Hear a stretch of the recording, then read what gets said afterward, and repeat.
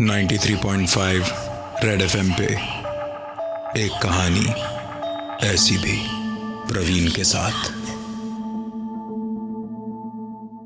अरे जल्दी चलो, ज्यादा देर हो गई तो धूप चढ़ जाएगी। उसके बाद इस 3 घंटे की ड्राइव का मजा ही नहीं रहेगा। घड़ी की तरफ देखा तो शुक्रवार का दिन सुबह के 9 बजे थे। तभी अंदर से आवाज आई, हाँ आती हूँ। भाविन और हेतल सूरत में रहते थे, जहां से दमन कुछ 2.5 घंटे की दूरी पर था। दोनों की शादी को कई साल हो गए थे और हेतल के कई बार कहने के बाद ये 3 दिन का एक छोटा सा हॉलिडे प्लान हुआ। हल्की हल्की बारिश उनके इस खूबसूरत से लॉन्ग ड्राइव को और भी अच्छा बना रही थी। बारिश के कारण गाड़ी धीमे ही चल रही थी, पर शुक्र इस बात का था कि अब धूप की कोई टेंशन नहीं थी। करीबन दोपहर के 12 बजे दोनों बीच के पास एक होटल में पहुंचे। होटल में चेक इन करने से पहले बाहर एक बोर्ड देखा था, जो पुराना होने की वजह से जगह जगह से उखड़ा हुआ था। उधर लिखा था, दोपहर के समय बीच पर ना जाएं। हेतल को समंदर का किनारा बहुत पसंद था, इसलिए वो जब मौका मिलता भाविन से दमन ले चलने की ही रिक्वेस्ट करती। काफी साल बाद जाकर हेतल की यह बात भाविन ने आखिरकार रख ली और उसे घुमाने ले आया दमन। हेतल ने दोपहर के समय ही भाविन से बीच पर चलने की जिद करी और उसकी इस जिद के सामने भाविन की एक न चली। बीच पर पहुंचे तो ऐसा बीच देखकर खुश हो या हैरान, दोनों को समझ नहीं आ रहा था। इंसान तो दूर दूर दूर तक कोई जानवर भी उन्हें नजर नहीं आ रहा था बीच पर। दोनों को दूर से इस सुनसान से बीच पर एक आदमी हाथ में कैमरा लिए उनकी ओर आता हुआ दिखाई दिया। ये उन कैमरामैन में से एक है जो अक्सर आपको बीच पर दिखाई देते हैं। दोनों ने उससे अपनी बहुत सारी फोटोज खिंचवाई और कहा कि उन्हें इन फोटोग्राफ्स के प्रिंट नहीं चाहिए, वो उसकी मेमोरी कार्ड से फोटो लैपटॉप में कॉपी कर लेंगे, तो वो उनकी होटल आकर उन्हें मेमोरी कार्ड दे दे। फोटोग्राफर को अपने होटल का नाम बताकर दोनों बीच पर कुछ समय बिताकर होटल चले गए, जिधर रिसेप्शन का स्टाफ हेतल को बड़ी गंदी नजरों से देख रहा था, जिसे लेकर एक बहस छिड़ी और भाविन और हेतल ने वो होटल छोड़ दिया। जैसे ही वो होटल से बाहर निकले, उन्हें वो फोटोग्राफर मिला जो उन्हें दूसरे होटल तक ले गया। दूसरे होटल में चेक इन करके भाविन अपने कमरे में मेमोरी कार्ड से फोटोज कॉपी कर ही रहा था और कैमरामैन लॉबी में उसका इंतजार, कि तभी फोटोग्राफ्स को देखकर भाविन को बहुत जोर का झटका लगा और वो सीधा नीचे दौड़ता हुआ कैमरामैन की तरफ पहुंचा, पर कैमरामैन वहां था ही नहीं। 93.5 रेड एफएम पे एक कहानी ऐसी भी, प्रवीण के साथ। भाविन और हेतल बड़े दिनों बाद एक छोटे से हॉलिडे के लिए दमन गए। वहां एकदम सुनसान बीच पर उन्हें एक फोटोग्राफर मिला जिसने उनकी बहुत सारी फोटोग्राफ्स खींची। और जब भाविन मेमोरी कार्ड से फोटोग्राफ्स लैपटॉप में ट्रांसफर कर रहा था कि कुछ देखकर लॉबी में बैठे कैमरामैन से बात करने अपने रूम से नीचे की तरफ दौड़ा, लेकिन फोटोग्राफर वहां नहीं था। फोटोज उन्होंने बीच पर खिंचवाए थे, पर मेमोरी कार्ड में फोटोज उनके घर से लेकर अभेद तक की सारी थी। इसका मतलब यह कैमरामैन बहुत टाइम से उनका पीछा कर रहा था, मगर क्यों यह किसी को मालूम नहीं था। भाविन हेतल को कमरे में आराम करने के लिए छोड़कर सीधा पुलिस स्टेशन गया रिपोर्ट लिखवाने। भाविन की बात सुनकर पुलिस उसके साथ बीच पर गई, जो बीच थोड़ी देर पहले सुनसान था। वो शाम होने की वजह से अब खचाखच भरा पड़ा था। फोटोग्राफर्स वहां इतने थे कि किसी एक को खोजना रेत में सुई ढूंढने के बराबर था। काफी देर तक खोजबीन के बाद भी जब पुलिस के हाथ कुछ नहीं लगा, तो उन्होंने दोबारा उस कैमरामैन का हुलिया कंफर्म किया और कुछ पता लगने पर भाविन को बताएंगे ऐसा कहकर चले गए। भाविन जब होटल पहुंचा तो रिसेप्शन पर स्टाफ ने कहा, सर कोई आपसे मिलने आया था पर आप रूम में नहीं थे, इसलिए ये मेमोरी कार्ड मैंने रख ली, ये उसे नहीं दी है। इस वक्त उसके दिमाग में सिर्फ एक ही सवाल उठ रहा था कि अब इस मेमोरी कार्ड में क्या होगा। मेमोरी कार्ड लैपटॉप में लगाने से जो तस्वीरें दिखी वो देख उसे यकीन नहीं हो रहा था कि वो क्या देख रहा है।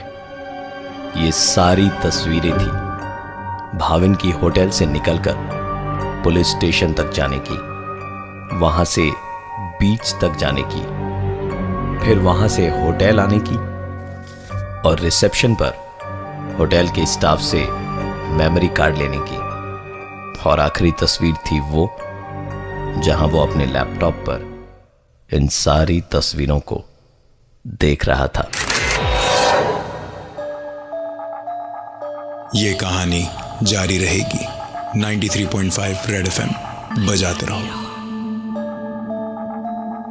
93.5 रेड एफएम पे एक कहानी ऐसी भी, प्रवीण के साथ। भाविन और हेतल छुट्टियां मनाने दमन गए काफी दिनों के बाद, जहां एक फोटोग्राफर शायद घर से उनका पीछा कर रहा था और उनके हर एक पल की तस्वीर खींच खींच कर उनको भेजता जा रहा था। उन्हें शक था उसी फोटोग्राफर पर जो उन्हें बीच पर मिला।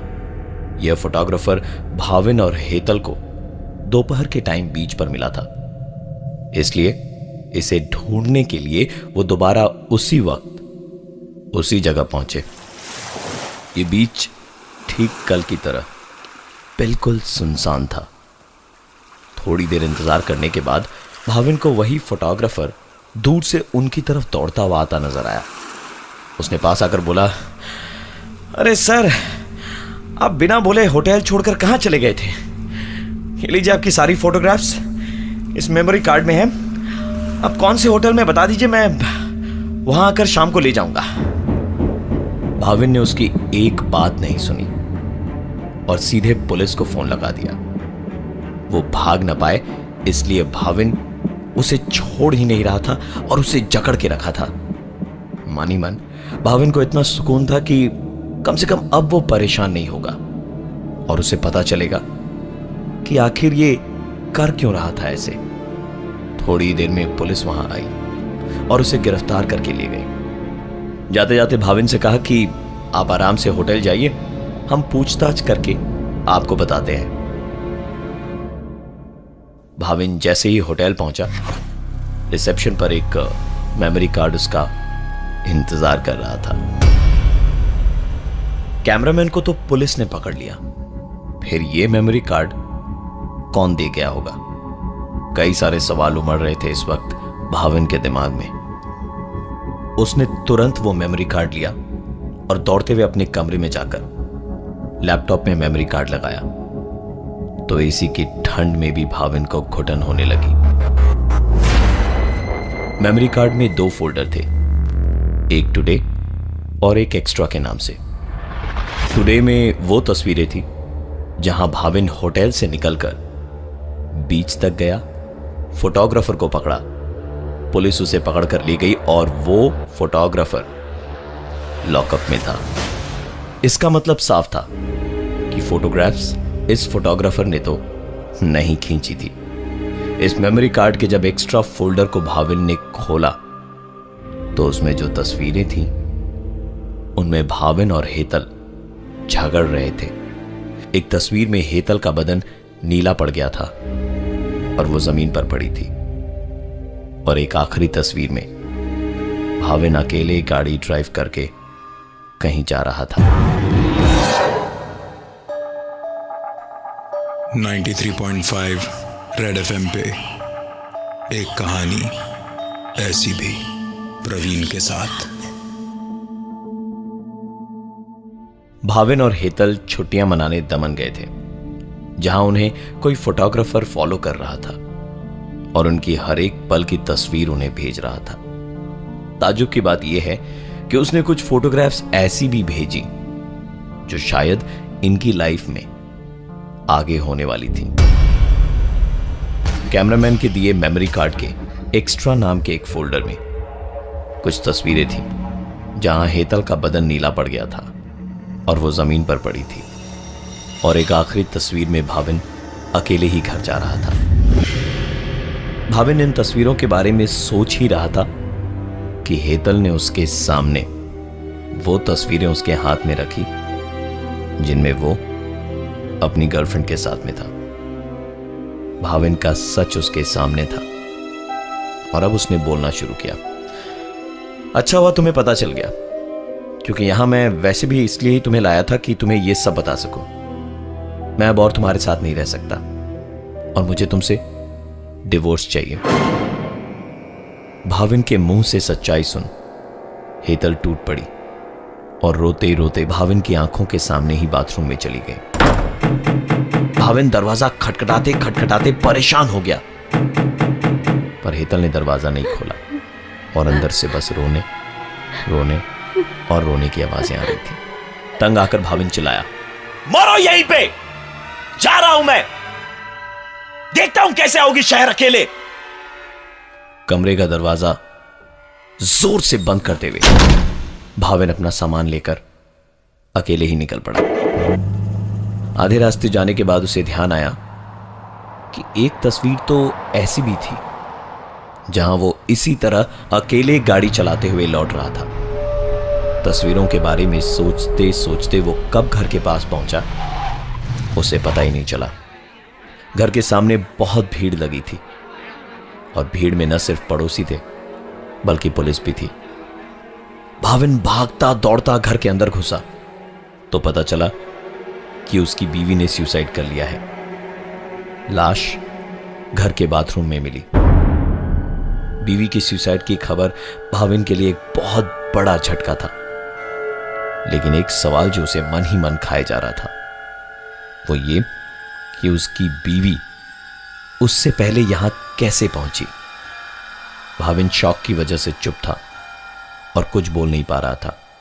पुलिस ने हेतल का सुसाइड नोट पढ़ना शुरू किया जिसमें उसने लिखा था, मुझे मेरे पति के अफेयर के बारे में पता है। वो मुझे दमन इसलिए ही ले जा रहे हैं ताकि वहां होने वाले हंगामे का किसी को पता न चले और वो मुझे डिवोर्स के लिए मना सके। मैं उन्हें डिवोर्स नहीं दे सकती, इसलिए अपनी जिंदगी खत्म कर रही हूं। वो भी खुश और मैं भी। सुसाइड नोट की आखिरी लाइन थी, भाविन अब मैं सिर्फ तस्वीरों में ही तुम्हें दिखाई दूंगी। पोस्टमार्टम रिपोर्ट में पता चला कि हेतल की मौत शुक्रवार के दिन सुबह 8 बजे हुई थी। अगर ये सच है तो फिर शुक्रवार के ही दिन सुबह 9 बजे भाविन के साथ निकलकर 2 दिन उसके साथ कौन था? मैं हूं प्रवीण और ये थी आज की एक कहानी ऐसी भी। 93.5 रेड एफएम पे एक कहानी ऐसी भी प्रवीण के साथ। दोबारा सुनने के लिए विजिट करिए हमारा YouTube channel 935 red TV. 93.5 red FM बजाते रहो।